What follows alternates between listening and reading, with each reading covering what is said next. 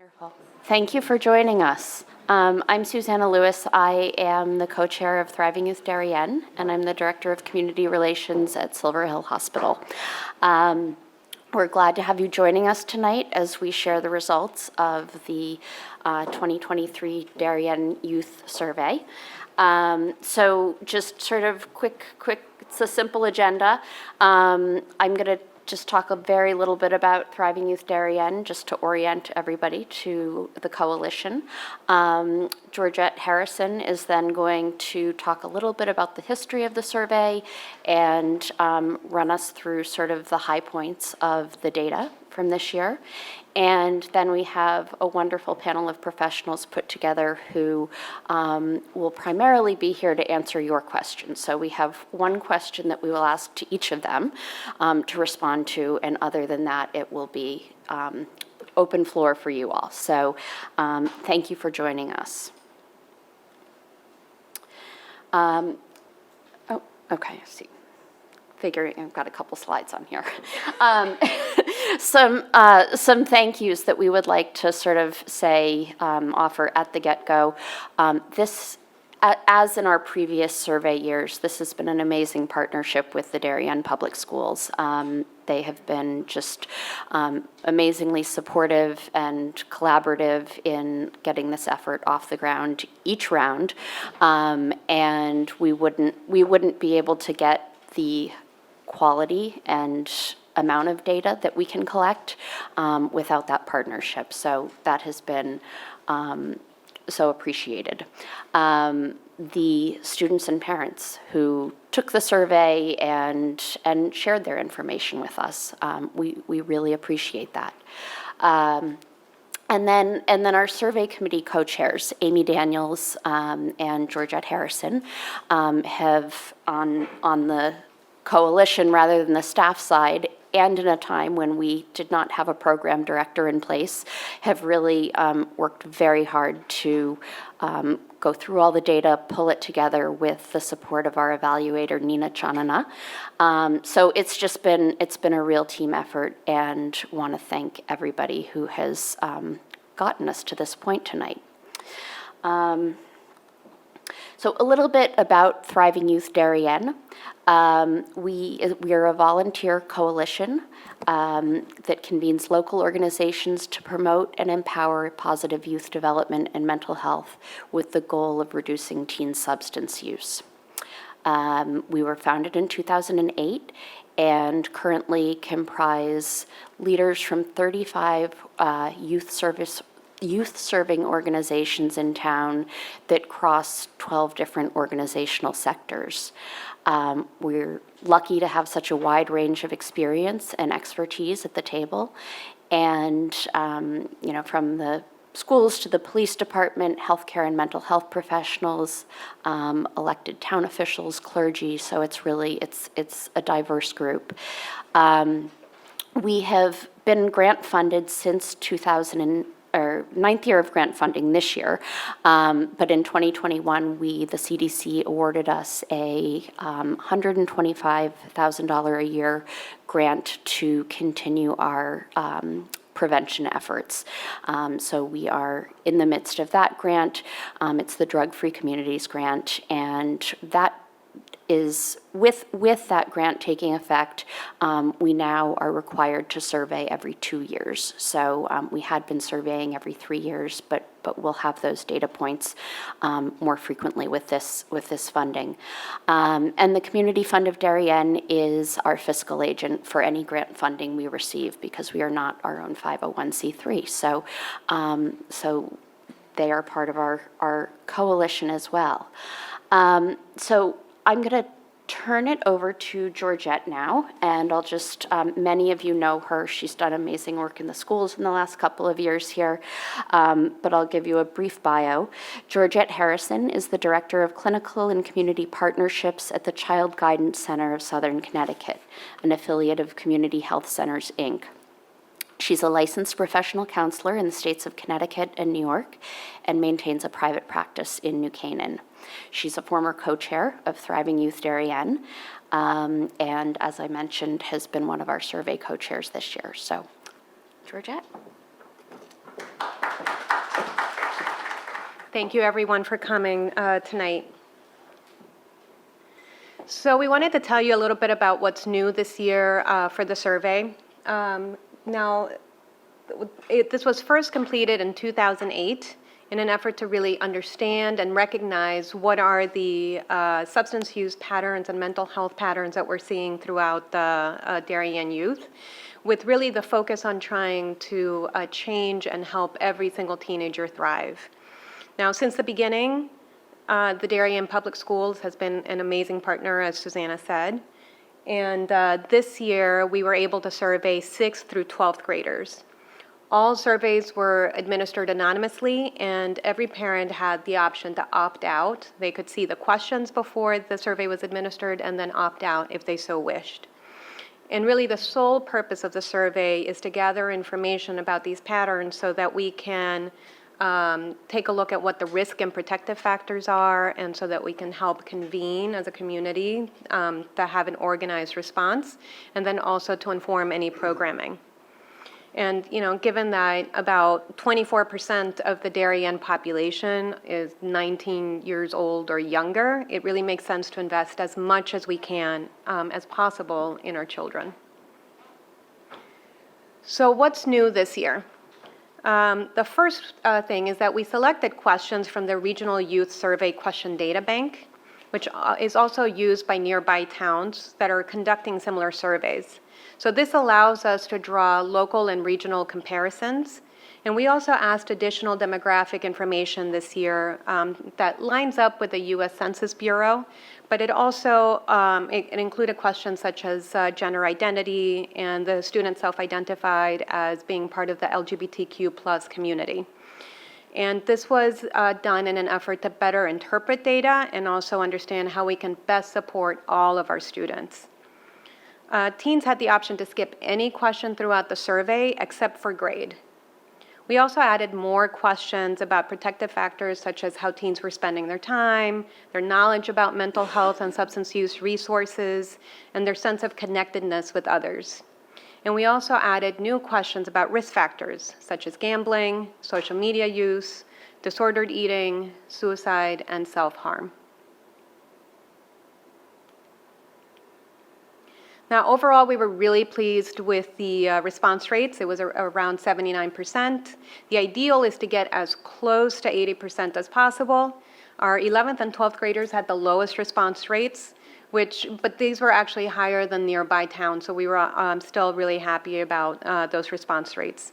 Now, moving forward, I'm going to be referring to teens, but when I say teens, I'm actually talking about our 6th through 12th graders, so tweens and teens. Now, most of the students who responded to the survey identified as white, with Latinx, multiracial, Asian or Asian American, Black, Native Hawaiian, and American Indian represented in smaller numbers. Close to 95% of the teens identified as either male or female, with a pretty even distribution, and about 1.5% of students identified as either non-binary or something else. And a little over 9% of teens identified as being part of the LGBTQ plus community. Now, this is in line with the data from the Williams Institute, which conducts independent research on sexual orientation and gender identity law and public policy. And according to their data, 9.5% of youth ages 13 to 17 identify as being part of the LGBTQ plus community nationwide. So before we get started on some of the data, I wanted to go through resilience, right? Simply put, resilience is really just being able to end up with a good outcome despite adversity. So if we take a look at this visual from the Center of the Developing Child from Harvard University, what you have to take into consideration is that each individual has both risk and protective factors, right? Risk factors are things like bumps on the road, things like having experienced trauma or living in an unsafe environment. Now, the bumps on the road increase the chances that you're going to have a negative outcome. Protective factors are the things that reduce the impact that adversity can have on a person. So things like having a trusted adult, feeling safe and valued in your community are really great protective factors. Now, every person's scale is going to look different and have different factors on each side of it. Now, the survey is intended to help us better understand what these factors are and to really think about how do we support our teens so that they can all thrive despite adversity, despite whatever may be on their scale. Now, the most important part to remember is that resilience is not something you either have or you don't have. It's not something that you are, quote unquote, born with or not born with. Instead, it is something that gets built over time, over every single interaction that the child has with their environment. So there are some well-known individual protective factors that we asked about and where Darien teens are doing really well. So for example, about 70% are engaged in productive activities such as clubs, community service, sports.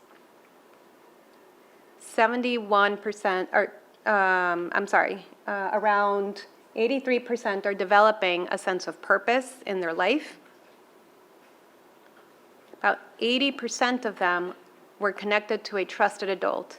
And what's really striking about this particular data point is that back in 2021, this number was 68%.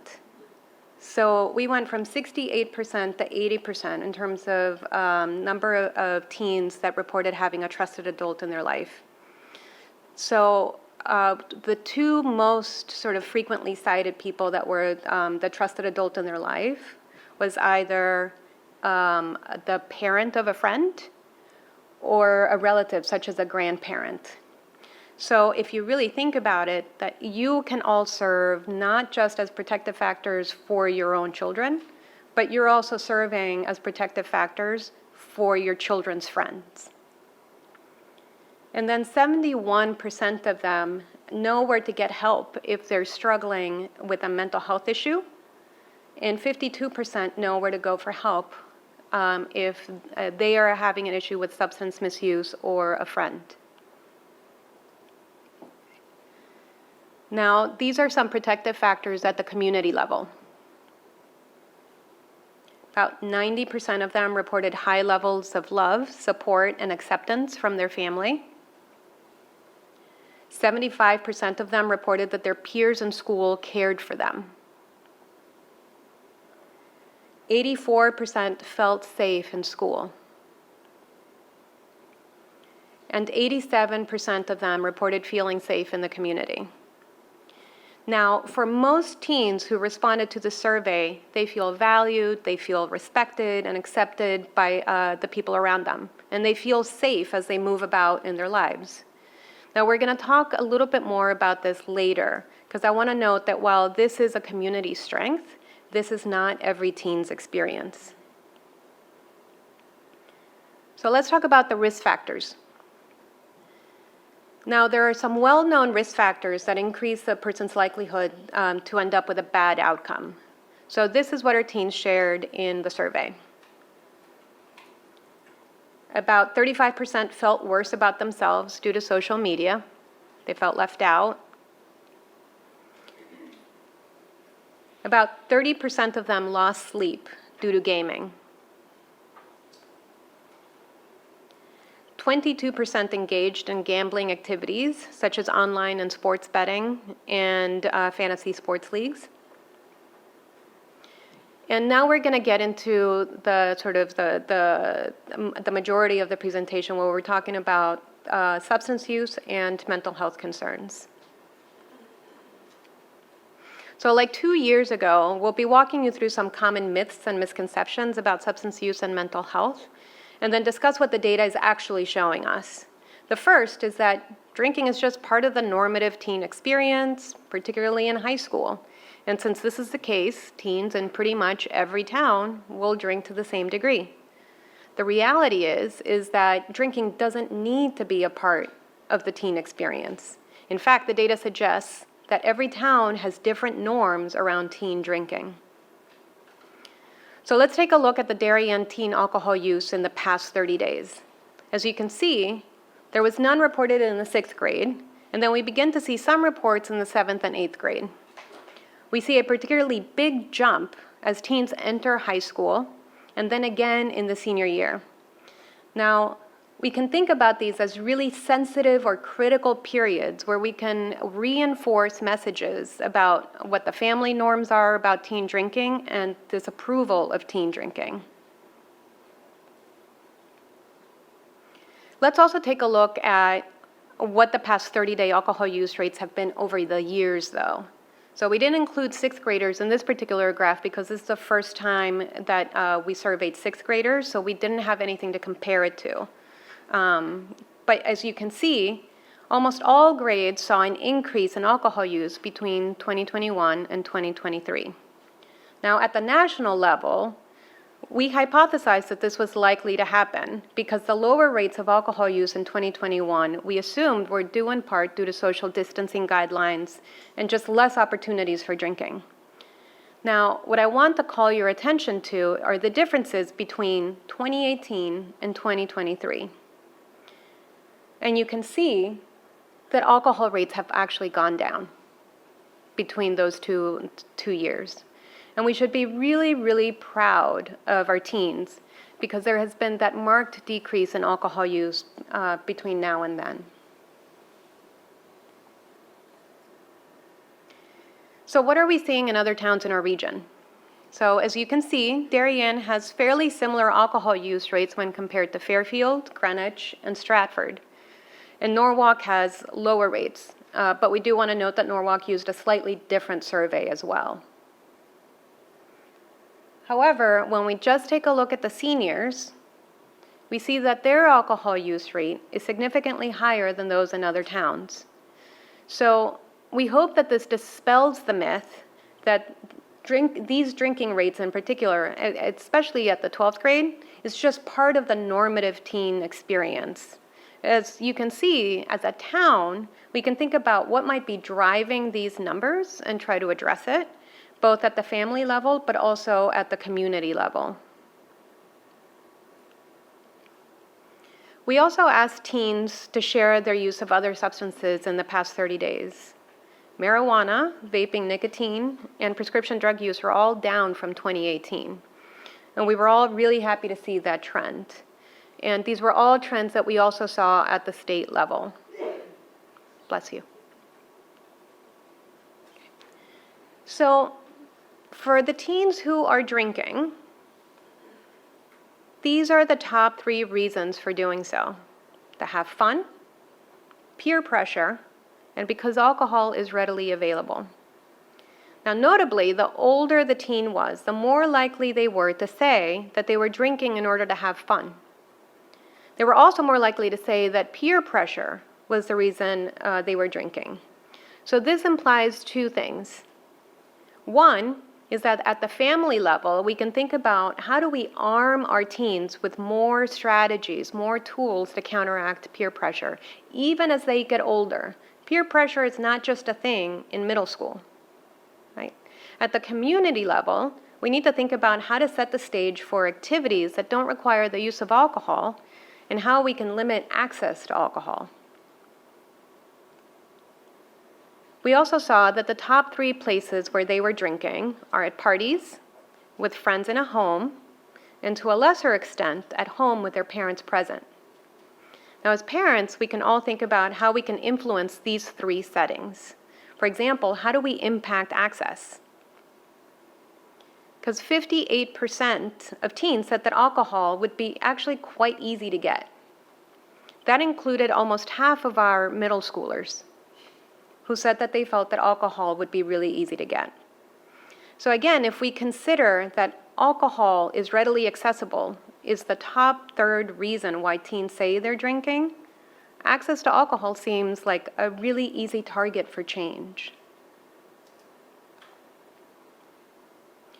So the next myth is that, the one where as parents we tell ourselves that there is really nothing we can do about it, that our teens just stopped listening years ago, and teens are just going to do what teens are going to do, right? 2 years ago, we presented data that showed that parents were actually quite influential in a teen's decision not to drink. And we have even more data this year to support that. Now let's take a look at the middle schoolers and high schoolers who are choosing not to drink. While their reasons kind of varied between middle school and high school, I want to point out that at the high school level, parents are strict is one of the top 3 reasons. While hanging out with friends who also don't drink made a difference, we don't want you to underestimate your value and your importance as a parent. It is important for you to talk to your teen about what you think about teen drinking and express disapproval of teen drinking, because it is not falling on deaf ears. And take a look at the other top reason. I just don't want to, right? Now, one could make the argument that not wanting to drink has a lot to do with the messages about drinking that they have received growing up and that they have internalized over the years. Now, if that information doesn't persuade you that your teens are listening when you tell them what you think about teen drinking, we hope this will. Teens who report that they don't believe that their parents disapprove of them drinking were 9 times more likely to drink on the weekends.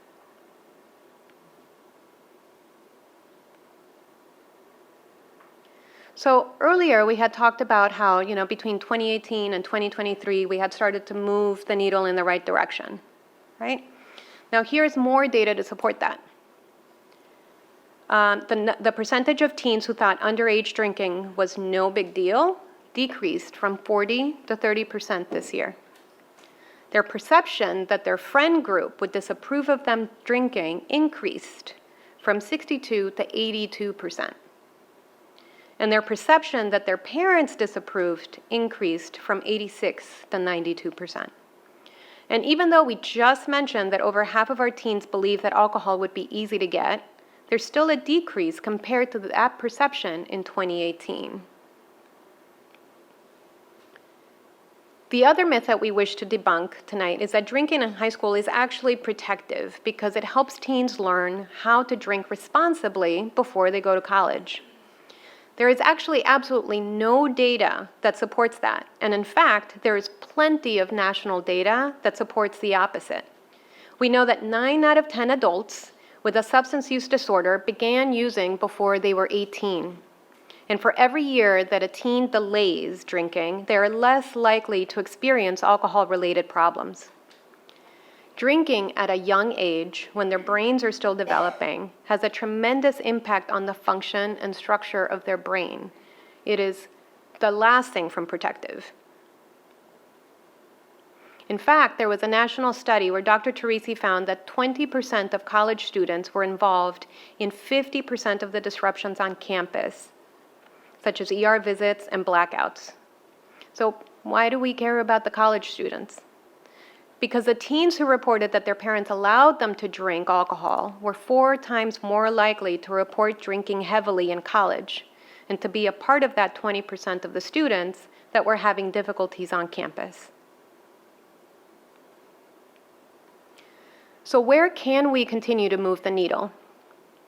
We want to look at the 3 Ps: perception, peers, and parents.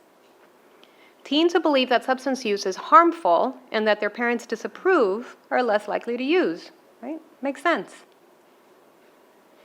So it's actually not helpful to give them permission to drink. In fact, at a time when we see the biggest spike in alcohol use between 11th and 12th grades, that's when we see that teens' perception of parents' disapproval goes down dramatically.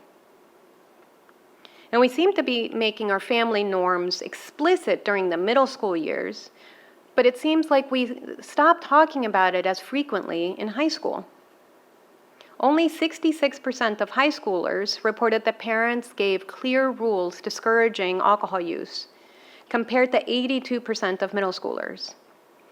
So, question for everyone here is, given this, how can you as a parent and as a community member, how can you move the needle even more in the areas where you can? So we have spent most of our time so far talking about the risk and protective factors reported by our teens, right? So the part that we haven't actually talked about is the outcomes. And most importantly, what you see there is the fulcrum underneath the scale.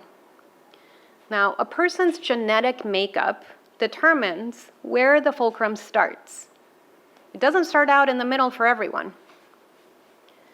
It's the interplay between these external factors and the person's unique characteristics that's able to move the fulcrum. So, and epigenetics tells us that a gene's expression can be turned on or off based on their exposure to different things in the environment. So this is why looking at the risk and protective factors for every single teen is important. Because in order to modify the environment and give kids the best chance to thrive, we need to think about how do we help move that fulcrum as well. We can't just think about, how do we increase the protective factors and decrease the risk factors. We want to give every single teen a chance to thrive, including having a positive sense of self and good mental health. Which leads us to our next myth, that it's normal for teens to be stressed, and that it's really only a small handful of teens who are really struggling. Our data shows that there are hundreds of Darien teens and tweens who are really struggling with mental health issues. Now, that's not to say that all stress is bad, right? We don't want to take away all stress, because an appropriate amount of stress is how we learn and we grow. But there's a difference between stress and distress. So you've probably read all about the child mental health epidemic and how the rates of depression and anxiety have skyrocketed during the pandemic. The reality is we had a serious child mental health problem before the pandemic. In 2023, 1 out of 4 Darien high schoolers reported persistent sadness and hopelessness in the past year. We see that even in our youngest students surveyed. They were also less likely to report feeling safe at school or in the community, feeling connected to an adult or a peer, and more likely to have thoughts of self-harm.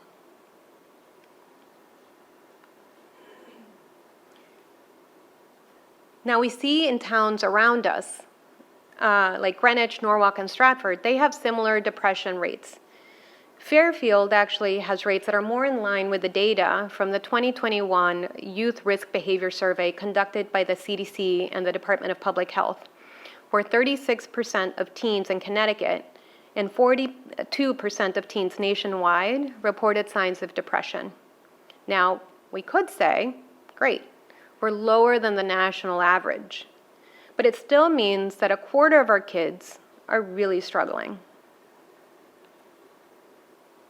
And when we look more closely at the depression rates, we see that female students are more likely to report depression compared to males, and that teens who are non-binary or chose the something else or not sure options were significantly more likely to report signs of depression. And the same held true for multiracial and Latinx teens in Darien. Now, we saw higher rates of anxiety in our Darien teens, with more than 1 in 4 high schoolers reporting persistent anxiety in the past year, with the 11th graders reporting the highest rates. Now, we can hypothesize that much of that anxiety is caused by college entrance exams and trying to get into the right school and making these decisions that feel like they are essentially determining the rest of your life trajectory. But let's not forget about our middle schoolers, where almost a quarter of them are reporting persistent anxiety at an extremely young age. So as was the case 2 years ago, female students reported both higher levels of sadness and anxiety when compared to male students, particularly among our 10th through 12th graders. They were also more likely to report restricted eating, self-harm, suicidal ideation, and higher levels of stress. On the other hand, they were also more likely to report both negative outcomes of social media use, such as feeling left out, but also reported social media use as a means of staying connected with their peers. They also reported higher rates of commitments in the community, like volunteering. Male teens, on the other hand, reported lower levels of anxiety and depression and reported better self-esteem. However, they were also more likely to report negative consequences as a result of gaming, such as not completing homework, not getting enough sleep, being exposed to things that they shouldn't be. They were also more likely to report that they had bullied someone. Now, you know how at the beginning of the talk we emphasized some of the community-level protective factors that are present in Darien, and I made note that this is not necessarily every teen's experience. Now, teens who identified as being part of the LGBTQ+ community reported significantly more risk factors when compared to other teens. 34% of them reported being bullied at school, compared to 14% of non-LGBTQ+ youth.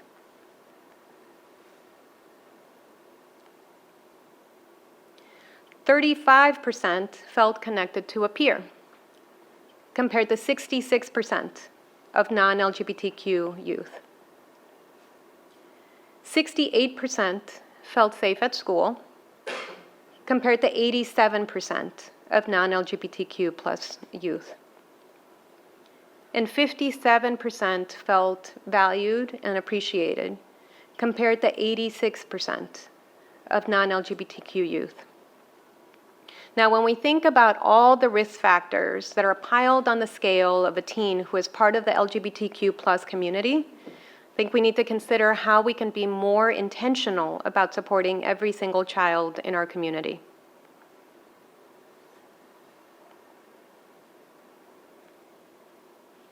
And here's some more sobering news.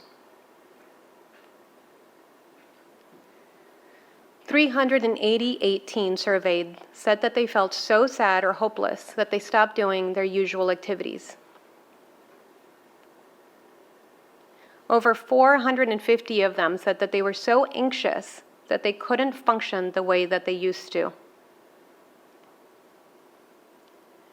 163 teens shared that they had seriously considered dying by suicide, with many of them actually making a plan,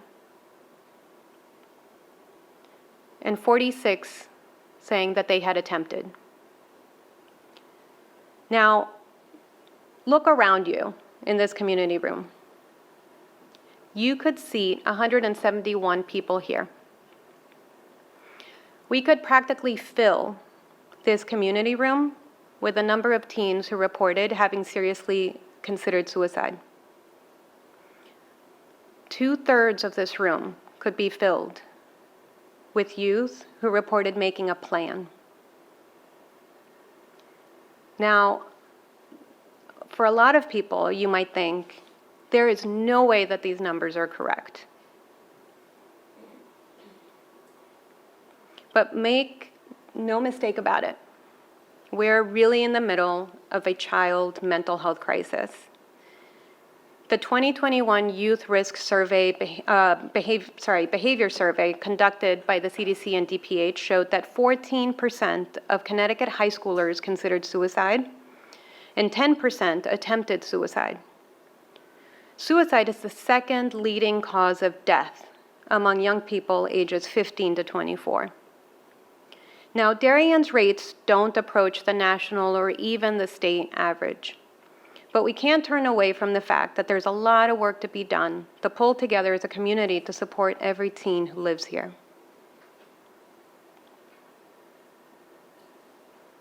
Now, I know that when I first saw that data, it was hard to think about, like, okay, so what do we do? It was hard to even think, let alone plan. But this is the reason why it's important to ask these questions. And even more important, to think about and realize that our children will know that we're listening and that we're acting, but we're not reacting. In a moment, you're going to hear how Thriving Youth Darien and the school district is going to use this information to support our teens and tweens. But this is the moment to pause and reflect. It's understandable to ask, what are the mental health professionals doing about this? What is the school doing about this? I would suggest that there is a different way of thinking about it. The question is, what do people need from me?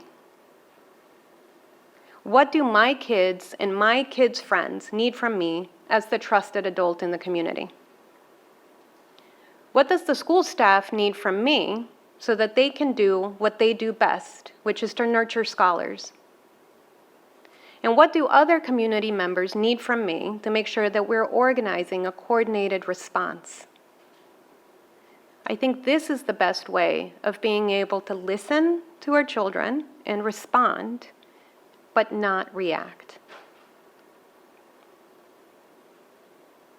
So here are some things that you can do starting tonight as both a parent and as a trusted adult. Talk to your kids about substance use because they're listening. Set those rules early on and know that it's not a one and done kind of conversation. Double down on those conversations as they get older. There are lots of strength and protective factors in Darien, for sure, but there's also a lot of teens who are really struggling and where those protective factors do not apply. LGBTQ+, Latinx, and multiracial teens report much higher risk factors, more rates of depression and anxiety. We also have teens that are in so much emotional pain that they're seriously considering suicide. So don't be afraid to ask your teen if they're depressed or so sad that it's hard to function, and if they want to talk to someone. Don't leave them alone with those feelings, and trust your instinct as a parent. There's also a lot that you can do to show your support. You are all of the town's secret weapon, not just for your teen, but for your teen's friends. Gathering this data every year is really only the first step. So what we want to know is, what do you want to target for change? What do you need to feel prepared for that next step? What do you want to target? What do you want to learn more about? So we've included the QR code so that you can let us know, because we're listening as well. Thank you.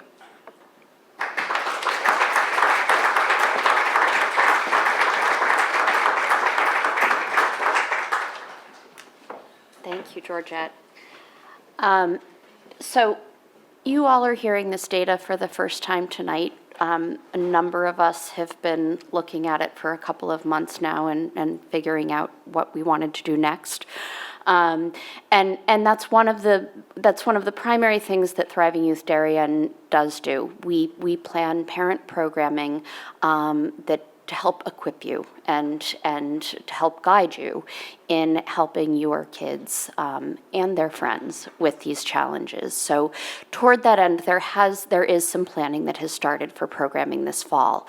On October 24th, Devorah Heitner will be here with speaking on her book, Growing Up in Public, basically sort of helping your kids grow up in a digital age when every aspect of their lives can be shared online, is happening online. So we hope you will save that date and join us for that. And that is in partnership with a number of our youth-serving community organizations and members of the Thriving Youth Coalition.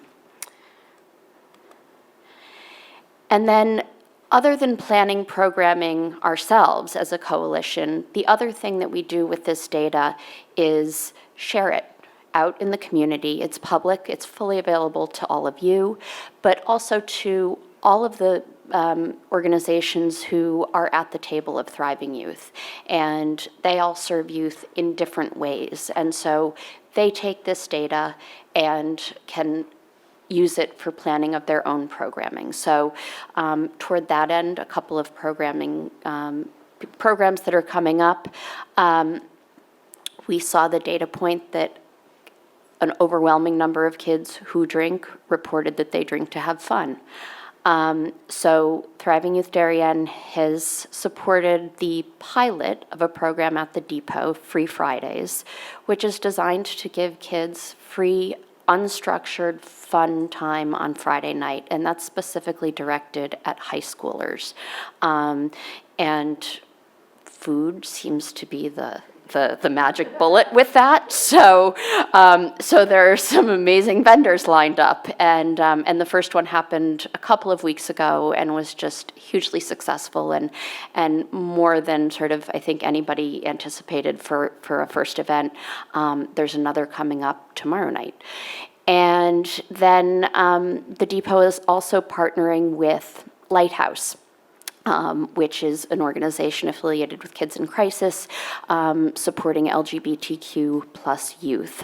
And so they are having a youth group at the depot to support those kids. And then Darien will be hosting its inaugural Hope Day. This is an event that happens in a lot of places across the country, and is around sort of breaking the stigma of mental illness. And so that's a partnership of the town of Darien, the Mental Health Task Force, the depot, and Thriving Youth Darien. And a number of our partner organizations in town who are involved in this space will also be there to support that. So that's some of the very early planning that we've done to respond to this data, and what we kind of do as a coalition next is our programming committee will get together, and with further input that we hear back from you all and that we hear from students as we continue to talk with them, we will be developing programming for the remainder of the year and beyond.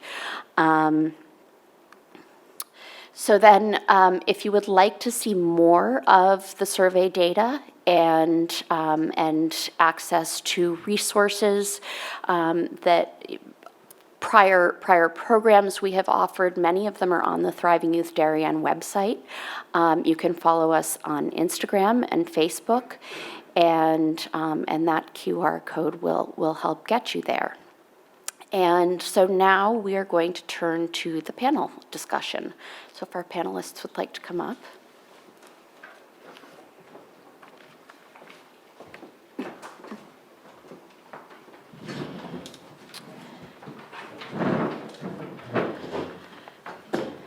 So tonight we have Dr. Alycia Dadd, who is the Director of Mental Health for Darien Public Schools, leading the effort to support the mental health and social and emotional needs of Darien students and staff. She previously coordinated training and consultation services to over 100 school-based mental health teams in 35 districts in Westchester and worked for 13 years as a school psychologist. Dr. Dadd has also worked in residential programs, in mental health and educational research, and in therapeutic foster care. So we're very glad that she is here. We have Rebecca Campbell, a psychotherapist and director of therapy services at the Sasco River Center. She's a licensed clinical social worker with extensive experience working in private practice and the school setting. She's been practicing as a psychotherapist for 12 years, and which has afforded her considerable range of experience with her population of focus: children, adolescents, young adults, families, and parents.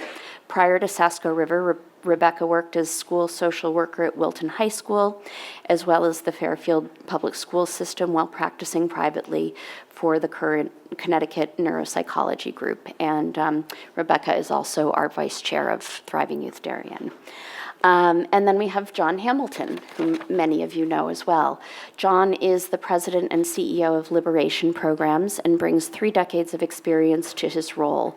He's nationally recognized as an expert in the field of addiction treatment and prevention. He chairs the advisory board for Connecticut Department of Mental Health Addiction Services and serves on the Governor's Alcohol and Drug Policy Council. John is a licensed marriage and family therapist and a licensed alcohol and drug counselor. So thank you all for being with us.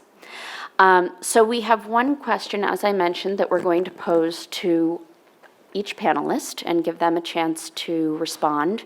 And then we're going to open this up for your questions. So why don't we just go in the direction that you're seated, and we'll start with Alycia. The data we've seen tonight is striking. In some senses, positively so, and in some very concerning ways. If you were to give parents one takeaway from the evening, what would it be? So I really appreciate being here, and I think there is a lot of information to unpack. I'm mindful about speaking in the microphone, so I'll be doing that. So I think one of the more striking things was when Georgette was talking about that fulcrum, and where we really think about risk factors and increasing kind of the more resilient factors. And one of those things that really struck me was when students responded that the people they were most likely to talk to were family members like grandparents or parents of other friends. And then beyond that, it was also a school counselor, a teacher, community leaders. I think the reason why that hit me so much was it really reinforces how important it is that we have collaborative relationships from parents to educators to school and community services. I think the more touch points that we have for our kids, the more opportunity they have to have some of these challenging discussions. It may be on a field and there's a coach and something hits someone. So I was really taken by how impactful it can be when we work cohesively and together, and also being mindful of how, as a school, we can help support parents in having difficult conversations. I know Georgette touched upon this, and I think sometimes there's a fear that doesn't play out in the research, that if we ask difficult questions, we're implanting ideas in our kids' mind. There's no research to show that. Ask the questions. And if you need the tools and not sure how to do it, try. And we're here to help you with that, whether that's a counselor, school psychologist. We are here if you need that help. I think wherever they can have those conversations and have that support, we see those numbers go up. And I'm particularly mindful about our LGBTQ community and knowing how much of an impact that you all as parents can have not only on your own kids, but someone else's child. Sometimes students who are within that group don't necessarily feel comfortable expressing themselves to their own parent. But the more that we can facilitate non-judgmental conversations, it is tough to be a teenager. It is tough to be the parent of a teenager. So I think the more that we can non-judgmentally keep those lines of communication open with our own kids, with other kids, with the school district, we have a tremendous amount of support in schools. I want to mention that 2 days ago, the DHS PA had a wonderful panel of all the staff available to students. It included counselors, it included our new Teen Talk counselor, it included Judy from our Wellness Center, administrators. There are so many touch points, and the more we can work with you guys to encourage our kids to reach out. Who is your point person? How can we help you find that? But I really was just struck with how much there is a need for us to come together as a community to support all of our children. And I love Georgette's question to everyone in terms of what can I do? So if it's difficulty having those conversations, I'm running a series of workshops for parents. Dates are in progress in terms of scheduling. That's like parenting in the 21st century.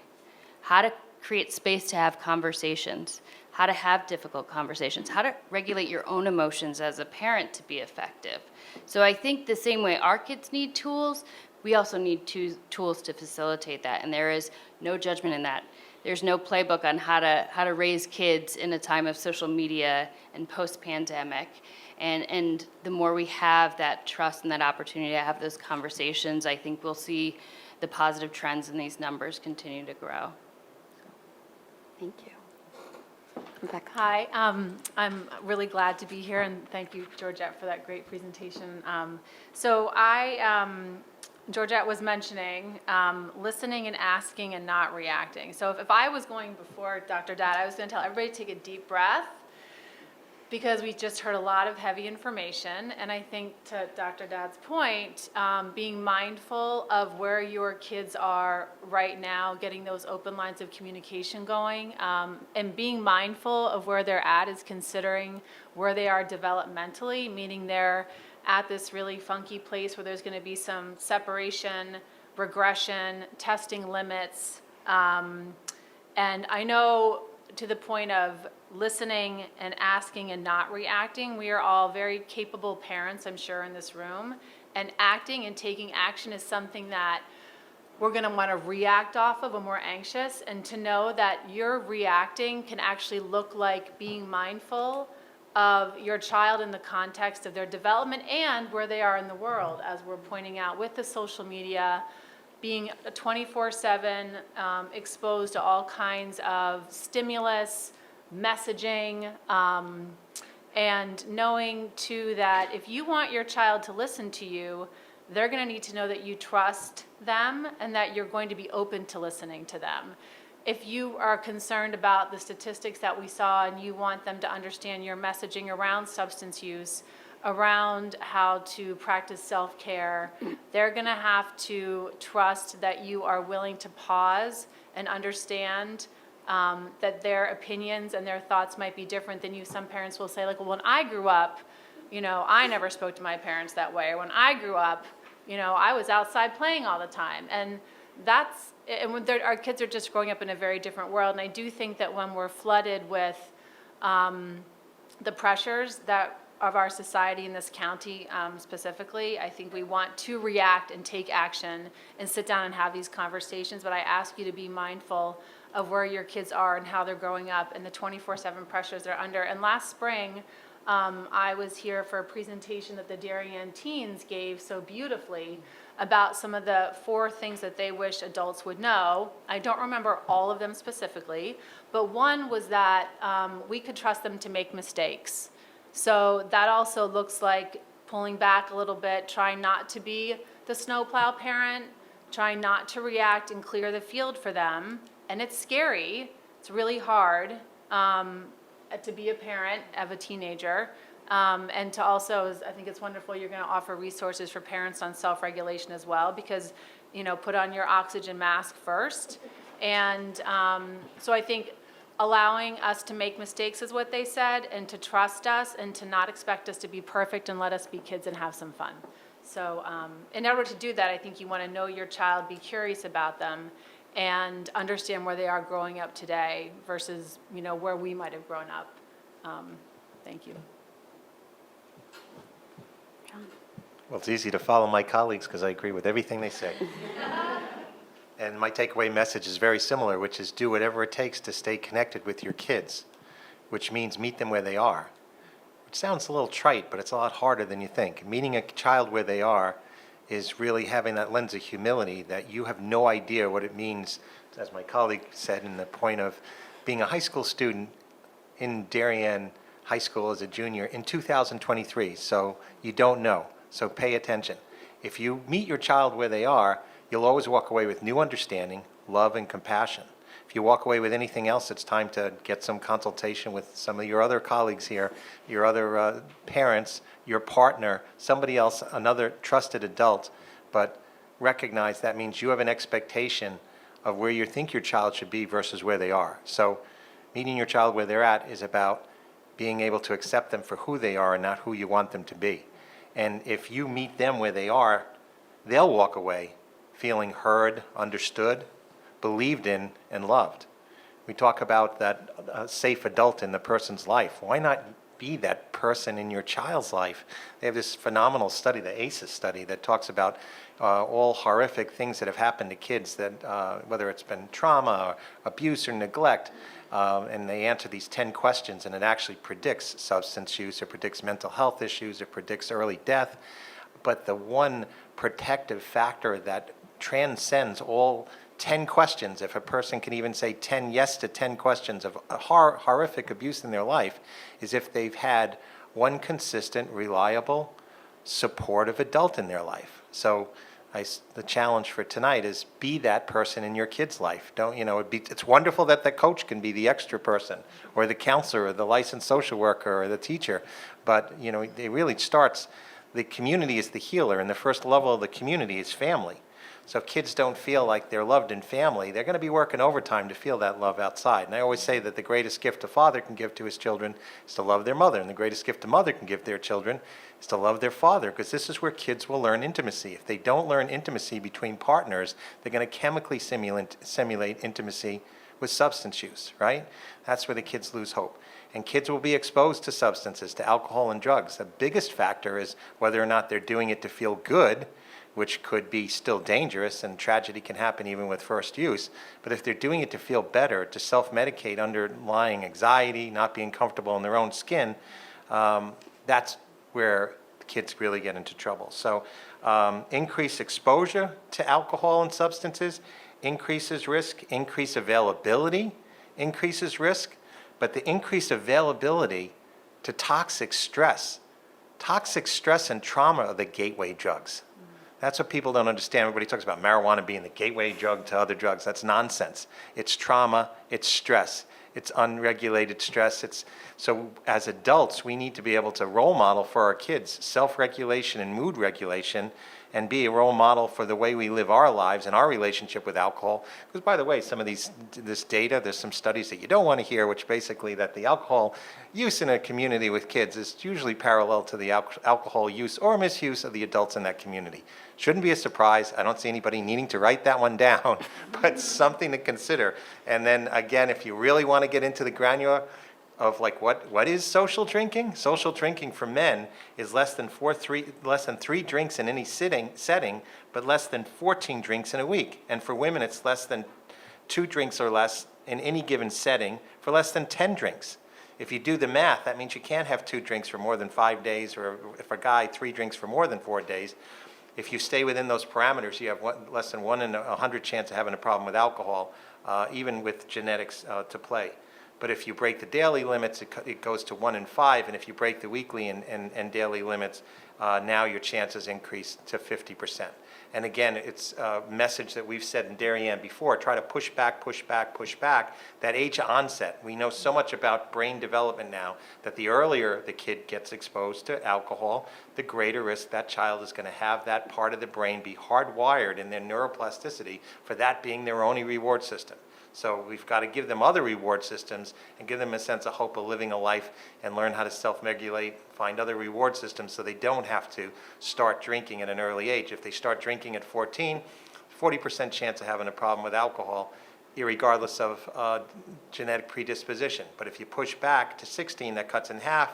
16 to 18, cuts in half again. 18 to 21, it cuts the chances in half again. And if the child drinks at the legal age in 50 states, at age 21, there's only a 7% chance that they'll have a problem with alcohol in their lifetime.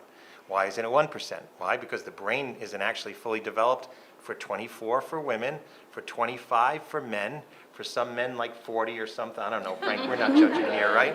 Some men never, but that's the point, is you just don't want to expose a vulnerable brain early on, and you want to lead by example. And you want to also give your kids the message that they can talk to you about anything. I say that and you're like, well, of course they know that.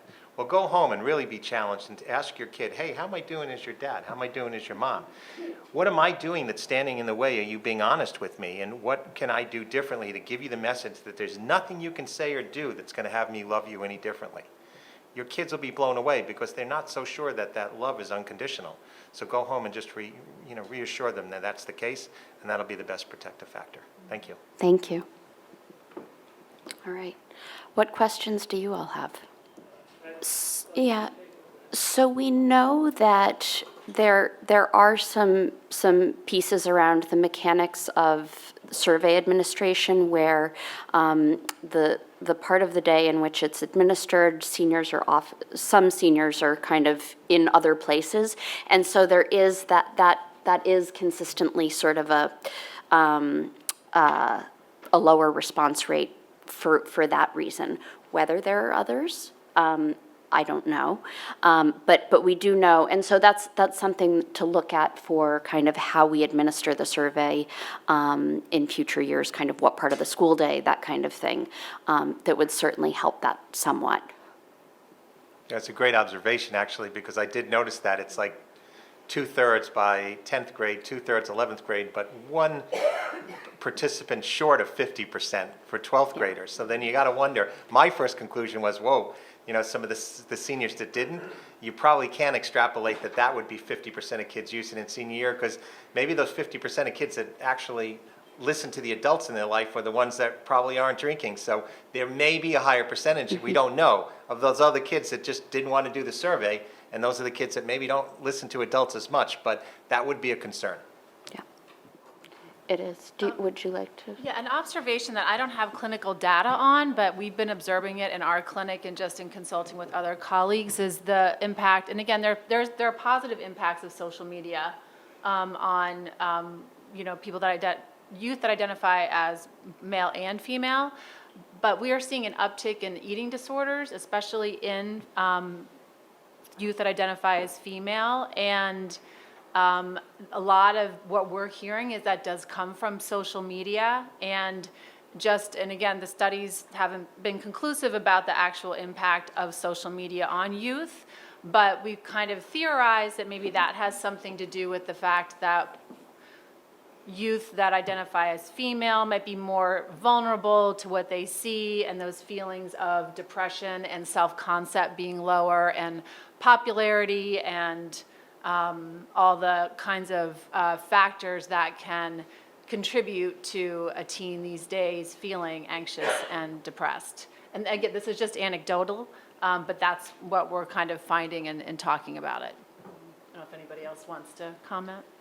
I had the same thought with the gambling, and I think when you look at it, I think gambling and social media rely on the same type of reinforcement. It's intermittent reinforcement. It is adrenaline seeking, it is immediate, and is very addictive.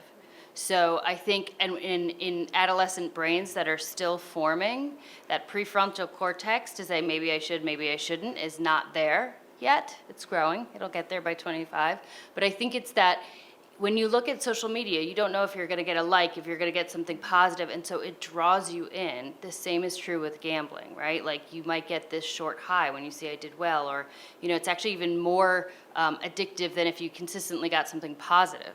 So I think it's the same mechanism, and I think they coincide, right? Because social media connects with a lot of gambling advertising, and I think when we talk with our kids, it's being mindful of when I am on a device, when I am gambling, what are my emotions in the moment, and do I end up feeling worse or better by the time I put my phone down? And honestly, I think most kids will acknowledge, I actually don't, I either feel I'm ambivalent or I feel worse, and yet that pull, that biological drive for intermittent reinforcement is so strong that they continue to do it. Same is true for adults to a lesser degree too. And there are trends in gambling with gender too, right? So you've got the boys who generally do the gaming. For adults, with men and women, it's generally more of the gaming activities in the games, like the roulette and all, are driven for men for the excitement and the rush, versus women generally are drawn more towards that which is numbing, such as like the one-armed bandits. So something that's going to be numbing is going to be what somebody's going after. So it's just something. And then just for the boys, like, who maybe not feeling so depressed and all, maybe that's like the sense of what Daniel Offer and some researchers have shown early on, that boys are generally more alexithymic. They wouldn't know an emotion if it bit them in the arm. And maybe that serves them during this unsafe world because they're too clueless to realize what's going on. Overgeneralization, I know, but the point is that disconnect with their feelings could serve them to a certain degree, until it doesn't, because it's not a great thing to have. But I do think you start to see some of those trends, like boys have less of a vocabulary of articulating feelings at an early age even, and then being able to identify that. So I can say, and I'd like others to speak to this too, that was one of the data points that really surprised me, that we actually saw reported marijuana use down sort of a year into legalization in this data, which wasn't what I expected.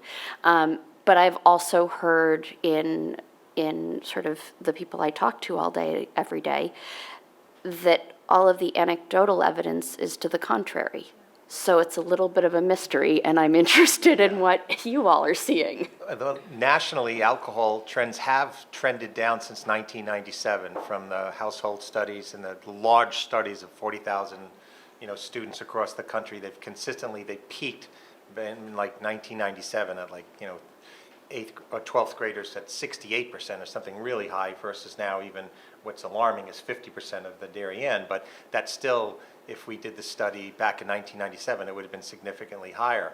I was actually surprised that the vaping was down, because anecdotally the students I work with and that I've seen in my private practice, they report quite like hyperbole. Everybody's vaping and everybody's still vaping. So that really did surprise me to not have those numbers reflected. But if you look at the household studies, it does reflect that has gone down. And I know there's been a lot of there's been a lot of restrictions and regulations, and Jules went down for the fall and all that. So there has been sometimes this that restriction of access does make a difference. But I was surprised that it was as low as it reflected on this study. Yeah. And I do want to point out that there's this classic book now called Chasing the Screen by Johan Hari, and his walk-away message about what it works in addiction is that the opposite of addiction is not sobriety. The opposite of addiction is connection, and it has to be connection for the whole community. And so there is a direct correlation with this community not feeling connected to the community at large, and their disconnection to their, to others. They're disconnected to their feelings, disconnected to the community at large. Any thoughts from you? First of all, I appreciate you highlighting that, because there is a real significant difference that we have to look at and ask more questions. I think one of the things that we're doing, even when before this had come out, and hopefully you all will complete it, we're looking at doing a school climate survey this year that really focuses at getting at more information about safety, security, connectedness, that will be filled out also by parents, by educators, and by students, because I think the first thing is it highlights that we need to do more, we need to find out more. So taking into consideration some of the considerations that came out of the DEI work last year, one of them was the school climate survey to further assess, because I think there is more that definitely needs to be done, and really figuring out where are we falling short? What is the experience of those kids, and what can we do as a community? And I think that's the first step. I think there's work to be done, but I think that's a starting point. DEI? Yeah. Georgette, do you have any, just in terms of national trends and what we're seeing here, and can you remind us, how our data kind of stacked up? Yeah, so the trends that we see are actually not unique to Darien. So we know that nationally, BIPOC youth and LGBTQ plus youth are disproportionately affected and have worse outcomes in terms of mental health. I think part of it is, if we think about what is sort of the current climate in terms of, and it doesn't necessarily have to happen here, right, in Darien. But when you turn on the news and you see that there are states that are criminalizing LGBTQ and trans efforts, where you see other states where certain words cannot even be talked about, I think it doesn't necessarily mean that as a community that's happening, but it means that if you are bombarded every single time that you turn on the TV, turn on your phone, go out into the world, that something about you does not fit in, we can understand why the risk factors just end up piling up, right? And why then they're more likely to have a bad outcome. So I think as a community, we can think about how can we be different, right? How do we counteract every other message that they get, right? And how can we be, and again, a teen only needs one person to feel like they are gonna care that they got up that morning, right? So while we can think about systemic issues, think about the fact that they just need one person. That could be you, right? So I think that that's important to remember, that this feels like a really big insurmountable problem, but they really only need one person. I think also it can be something that your family system can be mindful about, like maybe you as a family attend the local Pride Day, or when something is on the news, you bring it up and you model for your kids that we care about the rights of all youth, all people. We're aware of this as a family, making it comfortable to talk about hard things and issues, and similarly giving your youth the space to be able to express their opinions so you can hear them and reframe. And there's a phrase, you understand them, they're gonna be more likely to hear what you have to say and entertain that as a possibility. Thank you. One of the things that I work with families with is if they have a hard time getting their kids in because their kids don't want to ask for help, you be the patient. And it's real. You say, because you do have the problem, listen, I need you to come in and see somebody with me because I feel like I'm failing as your mom. I feel like I'm not connecting. I feel like I'm not giving you the messages that I'm listening to you, believing in you, that I can help you. I feel powerless and I need some help, but I need you to be able to help me help you because you're the expert in your own life. That generally works because now the person's not coming in. If there's any stigma or pathology, they're coming in to help you. But again, it's based on the strength of your relationship. I always tell parents, tailor your message based on your relationship with your kid, what you can get away with, right? And then you can even correct if they know you're coming from a place of love, and make that message very individualized for how they know you. I know, there is more community work happening in Darien around sort of equipping non-clinicians, just every human being, to be able to identify these sorts of signs and symptoms and that kind of thing. Ali Ramstek at Town Hall has been offering mental health first aid trainings. There's something I'm forgetting to. Okay, there is a mental health first aid training coming right up. November 8th and 9th. So there's also something called QPR training, question, persuade, refer, which is being offered at the community level. So there are, and that, a lot of that is happening through the town mental health task force. But Ali Ramstek at Human Services sort of has all that information, and I'll give you this flyer. Thank you. Thank you. Would anyone like to? Yeah, I would just want to echo that idea of being authentic, and I do think our greatest gift to our kids is showing our own vulnerability. The more you show your humanness, the more you're lovable. Go home tonight and tell those kids exactly that. Your kids, hey, I went to this presentation, looked at the survey, that was presented in Darien, and it scared the hell out of me. I feel so powerless. I didn't know that there was so much drinking going on. There was so much depression, suicidality. It terrifies me. Now you're having an authentic conversation with your kid that might give you the reassurance, don't worry, I would come to you if there was an issue. I got this, it's not that bad, or whatever, but you're starting that conversation. I always tell people the same thing, family meal. Everybody says, oh, family meals are a protective factor, and I remember a family coming in one time with this kid who had his hand impaled by his brother during the family meal. So it kind of assumes everybody gets along, is connected, and has that bond. But I say that only because, like, at the next family meal, don't say, hey, how was lacrosse today? Or how was field hockey? Oh, fine, Mom, fine, Dad. Say, hey, let me tell you about what an ass I made of myself at work today. I was doing this presentation, and I leaned back, and I fell right back on my butt. Everybody laughed. It was so embarrassing. I couldn't believe it. Then your daughter and son are more likely to say, well, you should have seen what happened to me in gym class last Thursday. Now you're having an authentic conversation. Take the lead. Share your vulnerability. Unfortunately, your kids see you pretty successful here in this community in Darien. They don't know you were like a bonehead in high school too, and you made mistakes and did stupid, embarrassing, humiliating things. Share those stories. That'll bring you closer to your kids because it's going to bring more authentic conversations because that's what they're going through. They see you like, in the sense of perfection, or sometimes like, wow, never had the issues we had, that you suffered too. And be able to let them know that you've had days when you didn't have confidence in yourself and you felt shame or you felt embarrassment. It'll just bring you closer, bring you, that first level of connection as the family. So, certainly take a positive risk. It's definitely worth it.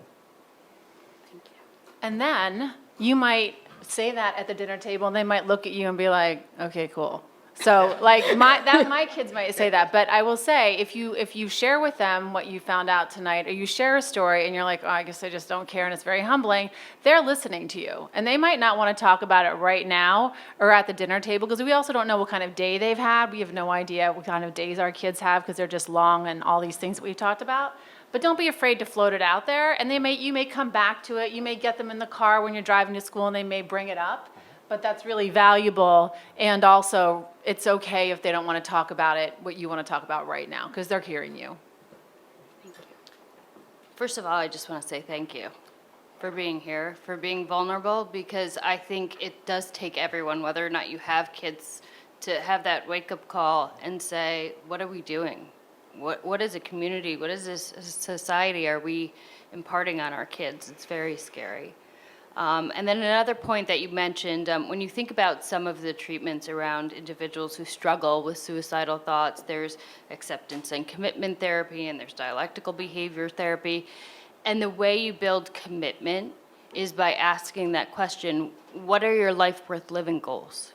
Because when we think about that fulcrum, if we can think and have a commitment to our long-term goals, that helps us realize that right now what I'm going through is not permanent. I still have goals, and it keeps that kid alive for a week, for 6 weeks, and then it gets a little better, and then a little bit better. So other questions to ask your kids, not what's your goal for this year, what are your life worth living goals? What are things that are going to make you feel fulfilled and joyous and be able to tolerate those challenges? So you're absolutely right. Finding purpose and allowing space for your kids to figure out what that means.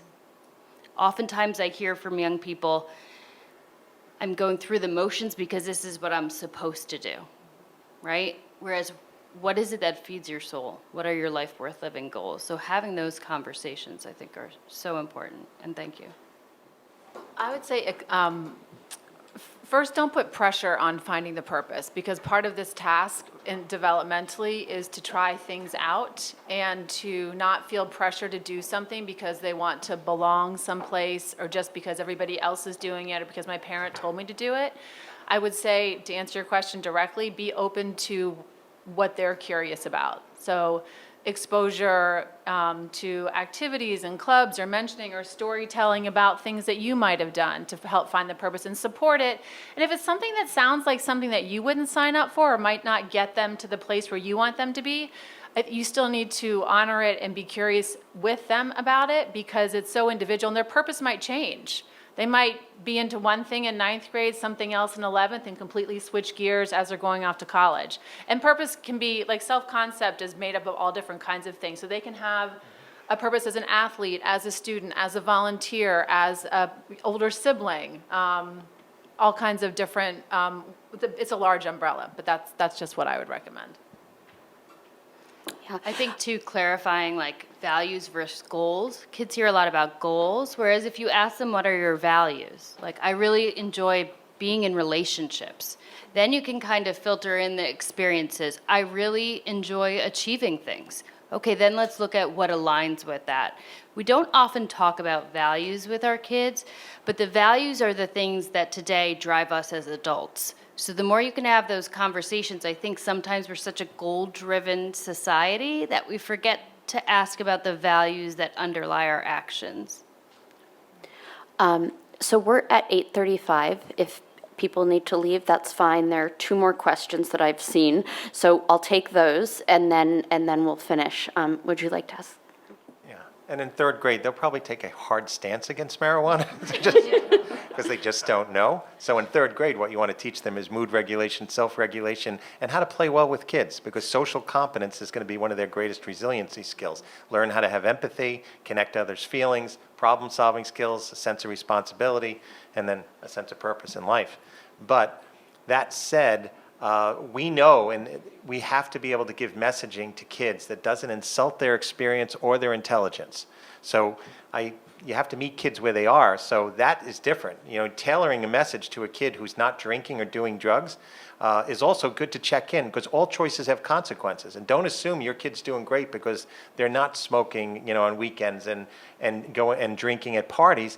maybe they're not going to parties. And the problem is that their friends, best friends from preschool now have cut them off from any connection because they're not in their group. And so there's a sense of loss. So honor that loss and stay with the fact that all their choices have consequences, but give reasonable messaging. We know, again, that vulnerability to the brain, anything you put in your brain while it's still developing, increases risk for having a problem with that substance later. I had mentioned that marijuana is not a gateway drug because there's more people at, the way they present it, that it doesn't mean it's going to lead into other drugs, but it's stress. That's the gateway. It's why you're doing the marijuana, the vaping, the nicotine, the alcohol. It doesn't even matter the substance.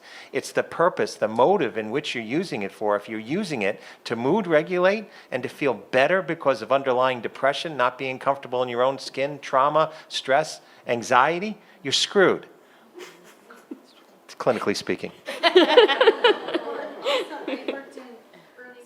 We didn't even talk about the pills that have fentanyl in it. So as much as I try to say, try not to give a scared straight message, one pill could kill. And so there's that balance of letting kids know that they could have a tainted pill of benzodiazepine or an Adderall that they think is Adderall tainted with fentanyl, and they could die with one use. But again, if they haven't had that experience, it's going to insult them. I think that's a great question. I think one of my primary purposes in this role is professional development and being in-house to provide professional development. My background and training is in dialectical behavior therapy, which is the most well-researched, evidence-based intervention for suicidal adolescents. So, for example, I'm training additional staff, a 4-day training in the coming weeks. By December, new staff will be trained. I'm also working closely with the high school administration, the elementary administration to do more things in faculty meetings. I've had open office hours, professional consultation, and I'm consistently saying when I'm at those faculty meetings, truth is, it's hard. Professional development time is limited, and there's so many things as a school district. I wish we could have more and more professional development. So I've done a survey, and most people said that the most effective professional development for them is either in small group or consultation. So I got that data at the end of last year. So I've really kind of encouraged having more consultation directly to staff. And I have to say, people have reached out, and I've encouraged them to, all the way from, our paraprofessionals up to administration, asking those tough questions. And when we say, ask the tough questions, the same is true for staff, for parents. Pick up the phone, send an email, ask the tough questions. So I think that's a continued plan for professional development, and partnering with, a lot of our staff has done the mental health first aid. Any resource that we have available, communicating that out is another focus. Yeah, I wasn't here for the I came to the district after, but I'm sure there's history with selection of questions. So yeah, there are a couple of things. We worked very closely with clinicians, with the school staff around what the exact content, wording, very detailed look at kind of from highly trained people around what was appropriate there for certain ages. The other piece is that when the parents saw the content of the survey involved skip logic. So if kids answered no to certain questions, they didn't see everything that came after. And when the parents saw the survey, it was just the PDF of the whole survey. So it is the case that there were things there that if the child had not said, yes, I've had thoughts of self-harm, that they would then go on and see that whole list. So that was another piece where it's important when we present the next version to the parent community that we need to be really clear about that sort of thing. So we do need to wrap up. Thank you, everybody, for being here, for your time and attention and really thoughtful comments, and to our panel and Georgette.